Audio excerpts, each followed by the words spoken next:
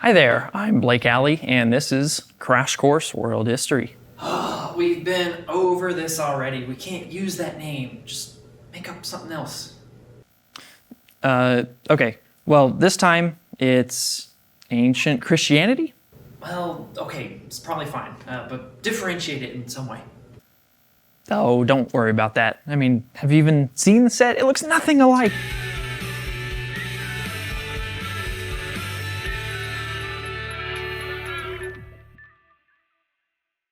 I can't believe this is the third time in my life I've filmed something like this. Man, what's that? Well, we didn't have a globe yet.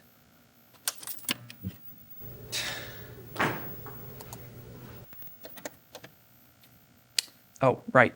Today, I'll be discussing Christianity in Rome under Constantine's rule.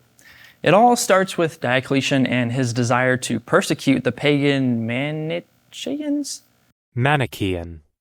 And the Christians, because the traditional Roman gods who supposedly held the Roman world together were getting angry and started to bring on the disasters in 3rd century Rome. Now, when Constantine took over, he ultimately ended that persecution by converting entirely to Christianity and supporting it by allowing religious freedom for all. What we need to figure out is how exactly this conversion changed the Roman Empire for good or for bad.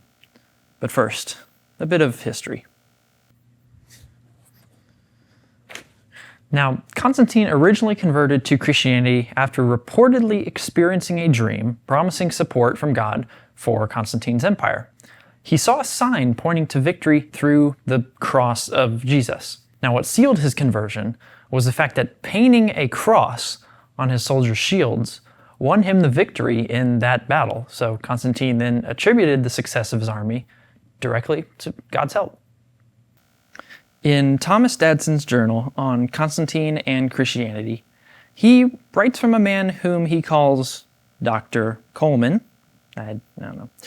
In that journal, it is specifically stated that he believed that his own remarkable successes were miraculously furthered by his use of Christian symbols and by his course towards the church. So this seems to confirm what we heard from Big Foam Crossman downstairs. Now, previously, Diocletian persecuted all Christians to suppress religion in what was called, well, the Great Persecution.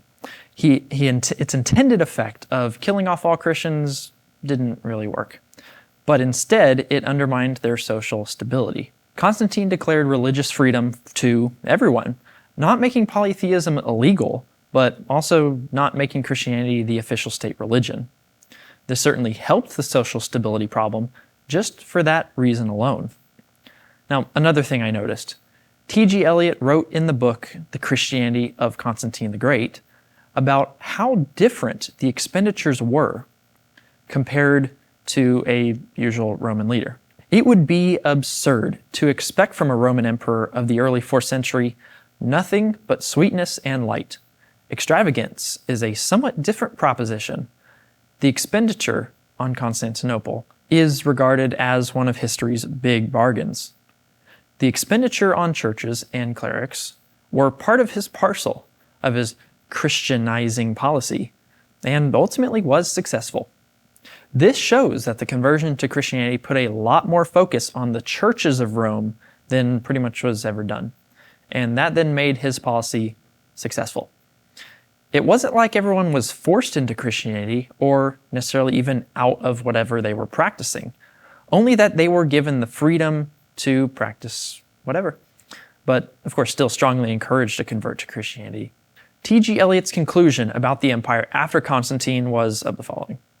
Constantine's early religious development does not lend itself readily to theories about a cynical political opportunist, determined to make the church the footstool of his throne.